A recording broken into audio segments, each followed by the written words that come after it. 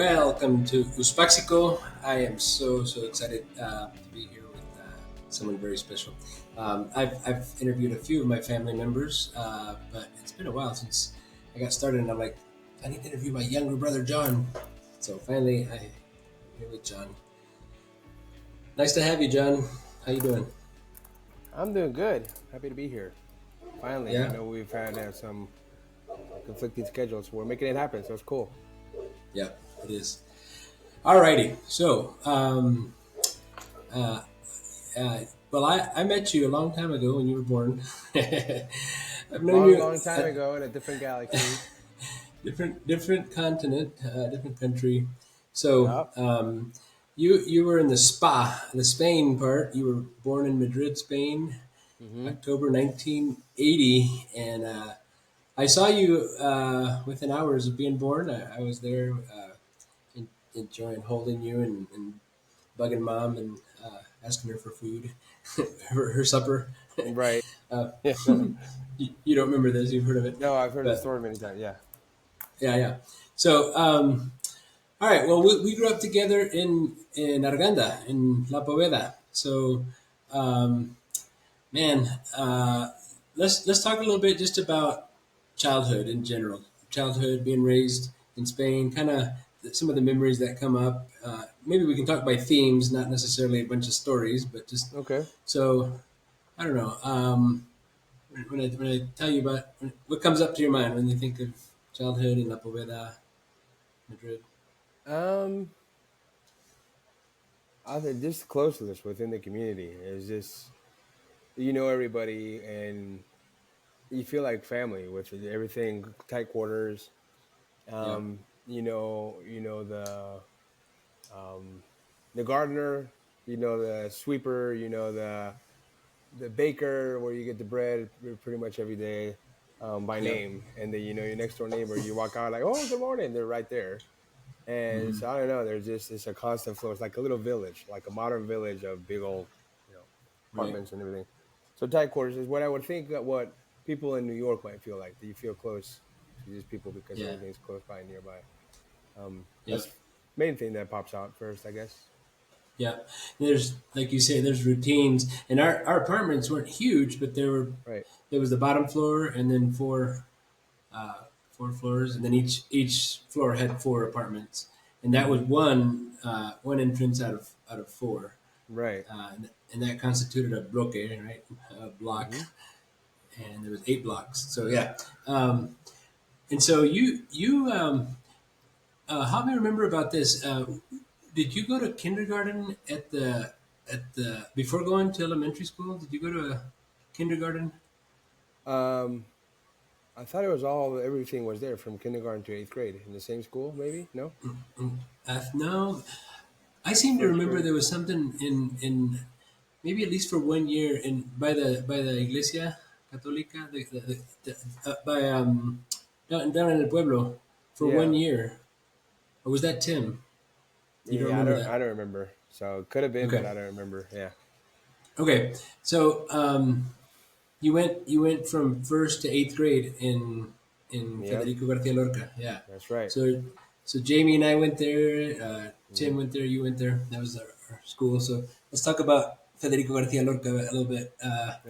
What what are some thoughts you have about that? What do you remember? I remember I always was a rascal. So I always not in trouble necessarily, but I always got you know my name popped up. The teacher would always get on me. They'd call me a class clown, and I just remember it just being a lot of fun, a lot of I don't know, yeah. Yeah. But I couldn't distinguish. It's really interesting now. I'm a I'm an interpreter by profession, and there's a lot Hmm. of different research studies go back and forth about kids that are bilingual. Is it good for you? Is it bad for you? Should you speak Spanish at home or their native tongue at home or not? And Yeah. I have to remain neutral, but I have a very strong opinions, and Uh-huh. um, I think the way that I was raised was really helpful for just developing both languages. So I think I spoke Spanish all the time, but I didn't think about it at the time. As a kid, I just thought, "What? This is just me speaking," Right. Right. Now and then now seeing some kids have that difficulty is interesting to me. Is like, did I ever really run into that, or did I just really just merge both languages? Was there a lot of Spanglish there? Mm-hmm. But obviously, I at school you would know that everyone understood me. I must be speaking Spanish, right? But Mm-hmm. I don't know. It's thinking back is interesting that I was just one more. I didn't look any different. I Yeah. was blonde, but I Yeah. was fully integrated. So yeah. Yeah. Yeah. Yeah. I have same thing you said about the apartments. There was I guess the custodian at the school. Hmm. Yeah. Well, you remember Fernando probably. Right. But even before him, the guy was named Pablo, and they had an actual small apartment there on in the school. Like I don't know, off to one side. I After think I Fernando remember. lived, yeah. So he was there with I think he had two or three kids even. So they went to the school. So, but yeah, I mean all those fun games we'd play at recess. You know, running Hmm. around all over the place, tag and churrova and chapas and Right. uh, canicas and whatever craziness. Even playing soccer on pavement was cool because Oh yeah, it's normal life, but then here it's everything's sand or grass, and you look back and like, well, shoot, we would get bumped up all the scraped up all the time. yeah, Um, so yeah, it's yeah, interesting yeah. comparison. So, something. Do you remember your school day being divided? Where it was, where you went in the morning, and then at Yes. some point you went back home for lunch, right? Hmm. Yeah. So we'd go into school at 9:30, Mm-hmm. and then we would come home at 1 p.m. Right. And that's the time you allow for lunch and you allow for siesta. That is, Yeah. it's integrated, fully integrated in the culture. I wonder Stores if they stop, still. they do. Yeah. They Schools, I'm still. not sure, Yeah. but Yeah. stores Yeah. close for 3 hours and then they come back up from 4 to 8. They open again, Right. Yep. and but school is the same thing, 9:30 to 1. Then you have a 2 hour, 2 hour window, and Yep. 3 to 4:30 you'd have the last two classes of the day. It's so unique. I love it. Very, I love yeah, it. it is. Yeah. So I remember the evening class, the afternoon classes seemed to be like art or PE or things that were not Right. as mentally Not the heavy challenging. ones. That's right. Yeah. Yeah. And it's So walking distance, so it's pretty practical too. We just had to cross the soccer yeah. field, dirt made of dirt, and that's it. You're home in 8 minutes. Yeah. While here, everyone else, a lot of different countries, maybe a couple buses or a car right away, but we were lucky enough to just be right there. It's cool. Yeah. So you have a unique situation in that you were born in Spain, but you Hmm. don't have any paperwork to show you that you're anything Spanish, right? Is that right? Well, no, birth certificate says that Birth I was certificate. born. That's it. Right. Yeah, Right. I did. I was presented with well, I presented the possibility when I was, I Uh-huh. think, 17 or 18. There still was, I think it was still around that time where you had to do mandatory military service. Oh, you're right. Yeah. Um, and I think I got an emphatic quick no from mom. She's like, Mm-hmm. no, that's not, we're not even entertaining that. So She didn't. yeah, Yeah. pretty, I think it felt, the idea in and out it wasn't. Nipped it in the bud. Nipped it in the bud. Yeah. But I said, Yeah. yeah, I want to do it. I want to be Spanish. She's like, no, it's not going to happen. It's, Yeah. I think it's 18 months worth of service, mandatory Right. service. If you were to choose to do that, you'd have to swear an oath to the flag and all that stuff. Yeah. Yeah. So, one of our shared experiences for you and I is just that we I mean, you were born there. I Hmm. wasn't. I mean, I haven't lived in Spain all my years, but I did arrive very as a baby, pretty much. So it's Hmm. yeah, Yeah. had that experience of growing up You, together, and then but we so Spain is such a part of our formative years. I mean, the country, the yes. culture, the people, the everything. We just did life, right? Like you said, you were blonde. I was blonde too, but you were even brighter blonder than I was, Yeah. Close to and white and blonde. and, and yours lasted longer. I think my hair started getting darker when I had hair. Um, a lot faster, and you're I don't know, you were blonde or longer from what I remember. So the reason you left, this was I guess I've shared about it before, but we lost dad. He passed away suddenly. You just turned 14. Mm-hmm. Um, how was it when dad died? How was that for you? Yeah. I was still, I felt like a little buddy. I mean, I was the baby of the house, and my two older brothers were in college, and I mean, life was hunky dory.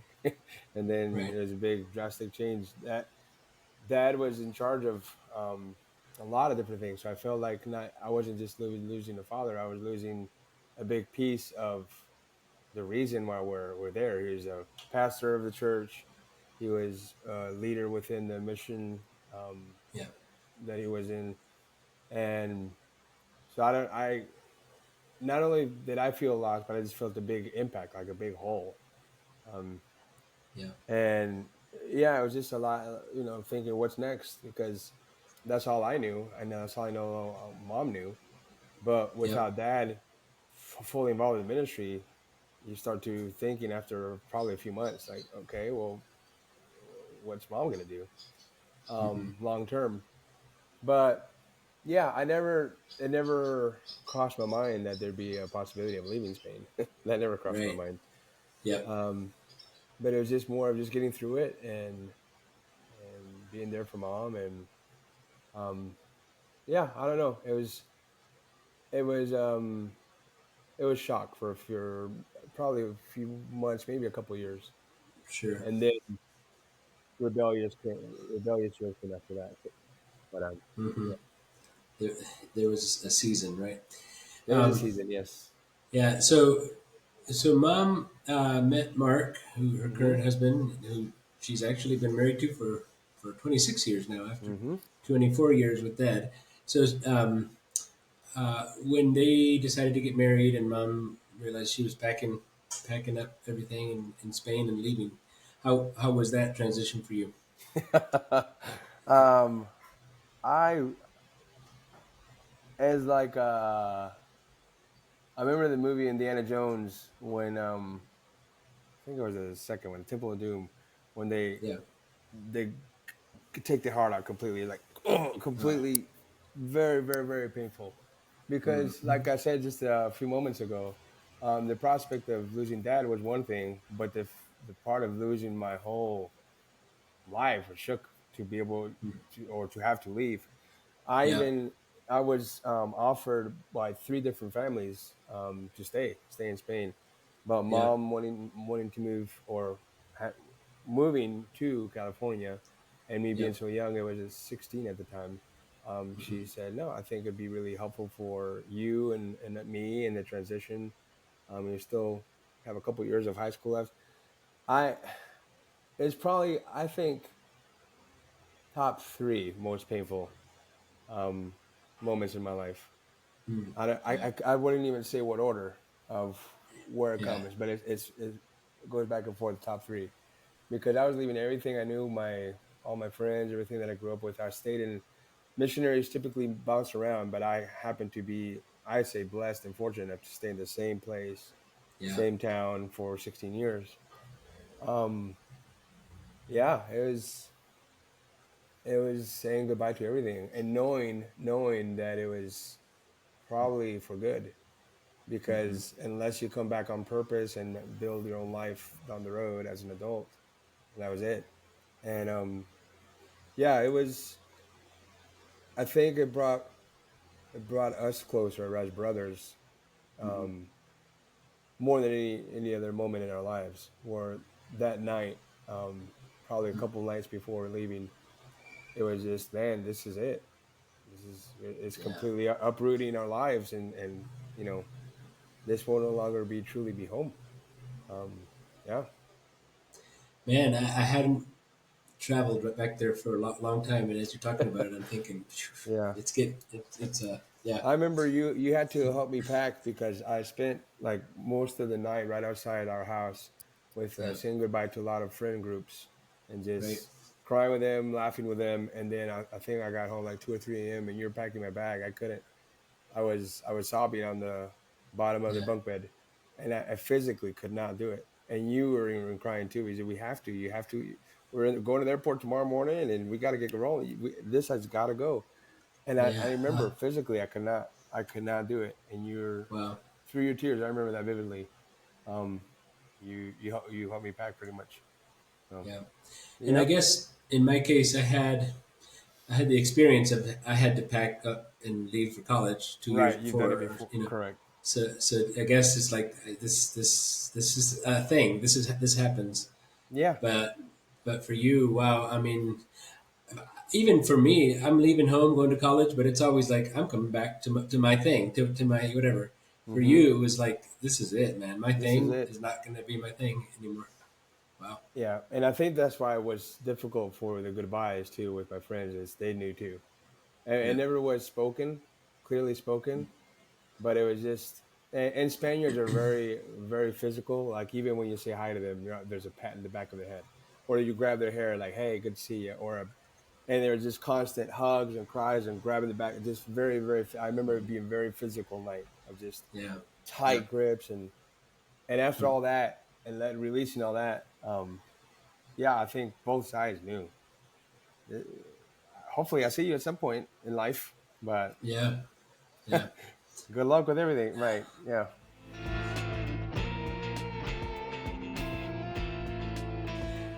I don't remember how we did the flying, but I remember it must have been on the same day. But you and Tim would have flown to California, but I flew to Mexico because that's when I started working in Mexico. So I don't. I wonder if in Madrid was we got on different planes or something, or maybe I don't remember this. But anyway, you Yeah, I remember think it that? was different planes. So you really you were in California at Mark's house, but that was only 2 years, I think, maybe. Yeah, 97 is when they got married, and then Hmm. 99 is when I got married, and you guys left California to go to South Carolina. So South that's kind of Kakalaki. Yep. all right. California was short lived, but it was very. Um, I don't know if lived intensely was a word, but I truly I remember a lot of it. Um, Sure. I tell a lot of people if I'd have come straight from Spain to the Bible Belt, it'd have been even more culture shock. Think California being a little bit more Chill. relaxed and chill, yeah, and just more Hmm. um, loose and friendly. I think they're friendly in the South, but it's just more what I like to call real, or just how they are, people how they are. Um, Hmm. it lightened the transitions slightly. But That's no, interesting. I still have friends from high school that I keep up with. I Hmm. like California a lot at the time. Hmm. Yeah. Um, When you moved, you were already so you graduated high school in California. So by the time mhm. you left, it was. Did you immediately go to college that fall? Is that when you started? Yeah, yep. No, Colombia was big, big, big part of my life. Yeah. Even when was this? Yesterday for Memorial Day. I Hmm. went to play a pickup game with some buddies, and I saw Hmm. a guy. He's where's he from? Middle East. I want to remember his country, but I can't. His name's Amid. Brother, 2 decades later, I see you 2 decades. Like I've been there many times before, but first time in 20 years, 2004, Oh 2003, wow, where we saw each wow. other and we embraced, and it was cool. Hmm. There's that's something as well. There's a big, big soccer community Yeah. where you just meet everybody. And I was talking to my folks yesterday as well. I love the beauty of soccer is you meet people that you would never otherwise meet from different walks Hmm. of life, cultures, beliefs. We don't have to talk about anything, but just read each other on the soccer field, and it's just beautiful to have that. That's neat. Yeah, it really is, and it's sometimes not even the same language. There's some guys that are straight come from Africa. Like I play soccer back home, so I know I'm kicking the ball. Like, come Right. on, let's jump on and play. Yeah. So, but yeah, That's so that neat. soccer has that or not soccer. South Carolina and Columbia specifically has yeah, a really big special place in my heart for sure because that was Yeah. 18, 18 years, 18 years in Colombia. So, Yeah. hmm Yeah. So soccer. Let's just say a few more things about that. So the soccer community. Of course, you brought this to the U.S. So this was in Spain. Everybody plays soccer all the Oh time, and man, you. yeah. I mean, So I really averaged for about 3 years straight. Average about 3 hours a night. yeah. I'd come home and I just loved it. I just couldn't stop Hmm. playing. Whether it's on the pavement, whether it's on the dirt, there's no. If you play on grass, you have money. Like Yeah. you're in a part of a good club, or even Hmm. artificial turf. Now there's turf in a lot of places, but back then, Hmm. cement or dirt, Sand or or dirt. Yeah. literally you use a little bench as your goal, and that's really Yeah. where primarily, whereas in tight spaces, it was like, well, where'd you learn your technical soccer? Or, a lot of soccer people here, like I learned with a bench and like I don't know, like 10 by 10. Learn all your skills, and it's kind of like the Yeah. Brazilians. Is like you go in a tight space and you figure out ways of how to get out of a tight space. Jogo Um, bonito. Joga bonito, that's right. Yeah. The beautiful game, as Pele would call it. Yeah. Um, but yeah, So carried into adulthood, and you found communities in Colombia and even now in Charlotte, where you live uh now. huh, But so like you say, yeah. you play on the pitch, and but also you go out and watch games too, like watch important games and hang out together. That is interesting, but it has been a thread my whole life, especially in the Hmm. U.S. Well, no, in Spain, a thread of you associate people with just this thing, Yeah. and yeah, like you said here, watching games. Now I have a lot of Hispanic buddies that we watch Madrid games. Hmm. There's a big game coming up this Saturday, and well, there's Yeah. already you can see a couple hundred people joining a little pub, like who would have said, but yeah, it's yeah. Like I said, it brings a lot of people together that wouldn't have any other way. Yeah. You have been doing translation work forever. When did you start doing that? And say a little bit about that. Yeah, yeah. So fresh out of college, I had a couple, actually a number of different jobs. Worked a little bit in the food industry. I worked there as a courier, but I wanted to keep my Spanish somehow. So I looked around. I saw in a hospital that they had interpreter, like very very new in 2003. There wasn't much, and a company had just started. This Cuban guy saw the need at ER. He's like, well, these people don't have language access. So he started looking around. He's like, you know what? I'm just going to start a company. Well, I think it was last year in college. I was still in college. I started, and my first call was at 11 p.m. And I think they did it on purpose. I go in. They didn't tell me anything. They said show up at 11, room 461, and just do You what you remember do. the You room? Yeah, I remember 461, and they said do what you do. Like I did perfectly in their test, and he was like, you speak Spanish, so we're not going to educate you. What are we going to teach you? Go ahead. Yeah. Yeah. Sure. I go in and I about fainted. my first my first call was a lady.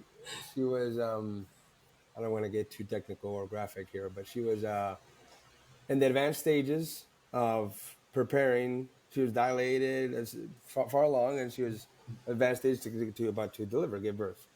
So I go in, and the nurse wanted me to go in to check in on her because at this point her blood pressure is high. She wants to make sure she's okay. Can she breathing okay? Can we get her something? And I said the word. I remember saying the words, but internally I was paralyzed. I had Yeah. a mask, and I guessed I gave off something because the nurse just told me, John, I had a name tag. John, are you okay? They told me after the fact, and they laughed about it for years, that I was pale, I was sweating, and my eyes were like, I could just seen a ghost. So they said, why don't you have a seat? I'm like, yeah, sure, sure. Forget it. But Oh man. I'll never let that down. Told my Yeah. the owner of the company, he's a Cuban guy, and he laughed. He says, man, he said, you do it on purpose? Like, yeah, throw you the deep end and see how you respond. But yeah, it That's great. was. But I use that And too in training and telling people that when having an interpreter or someone that speaks their language, it actually brought down her blood pressure.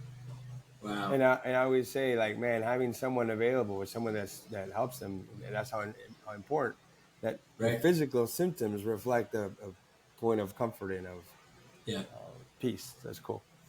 Yeah. It's similar to I've seen this where a stranger can hold your hand when you're Huh. in distress, and just having that physical connection is just like can Calms you calm down the down. stress. Yeah. Yeah. So now, what? A couple hundred deliveries later, you're still doing Yeah, it translation. was. I think I did the tally between deliveries and C sections. It was 300. Wow. Yeah. All right. Well, also, you tell me about your recent in the recent years. What's going on in your life? What's happened in the last year or two? Uh, I as an interpreter, I moved a little bit more Get into the education. Eh? get I know, casado. I know, but I'm getting to that. I'm getting to that. Okay. Okay. Yeah, see, I'm All getting right. to that. No, Habla corto. and habla corto. No, and so yeah, I went to a meeting and I was very professional, but some young lady caught my eye.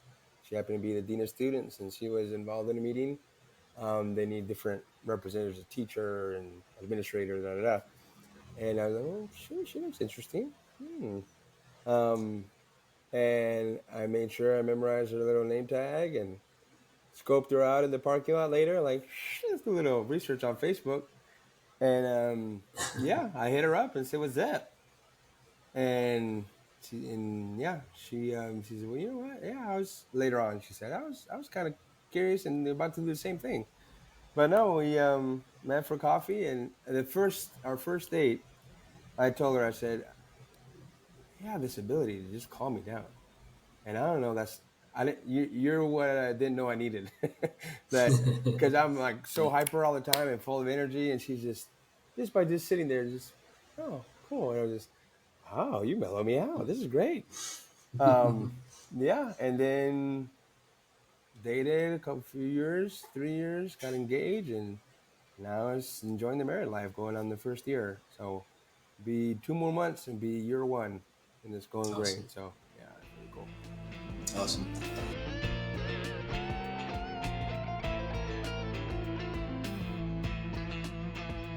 Your favorite fruit? Apples.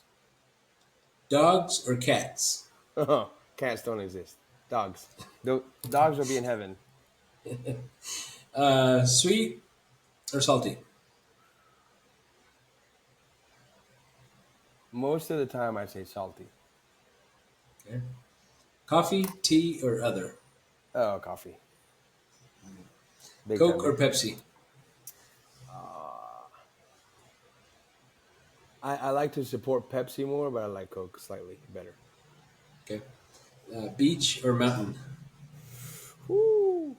Um, for more than a day, mountain. For a day or half a day, beach. Okay. Winter or summer? Oh, summer, hands down. I'm one of those weird. I love heat. Love it. Love heat. Sweat. Give me all the sweat. Love it. Is math blue or red? Hmm. Math is red. Okay. All right. So those are the quick ones. Now these are the rest are a little bit longer. Okay. So in another Okay. life, I would be or do. Singer in another life, Okay. Okay. What? or movie film editor. Okay. What would you do with $10 million? First thing, buy a soccer complex. Did you have a second, or I mean, yeah, No, it's okay travel if the you don't. world, but that's the first Okay. thing. Yeah. Yeah. All right. A favorite historical figure.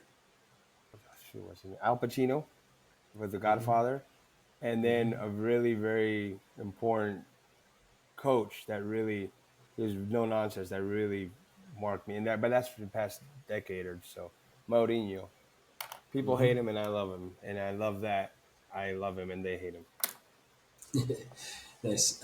If you could interview someone, who would you interview?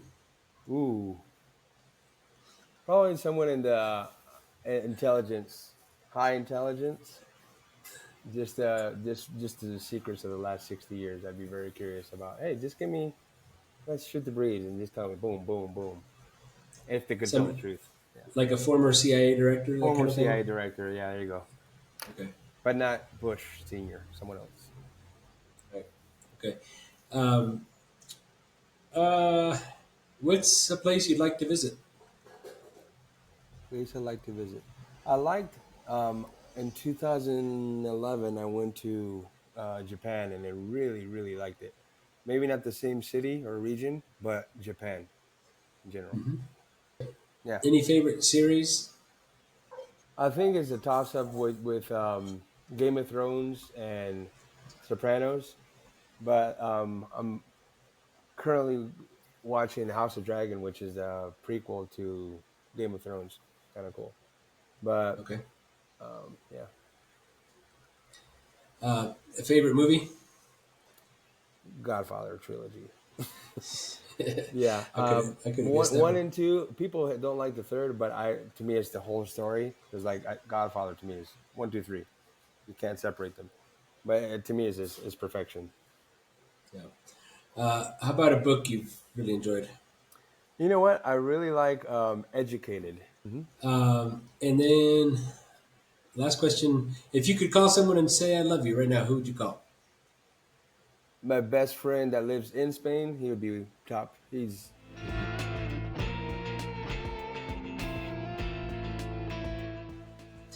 Yeah, so Uspaxico is about me telling my story by talking to people that know me that I've known, and I think I want to, even though I'm asking a lot of questions about you and your life, I want to paint pictures of people's life because you've fed into my life.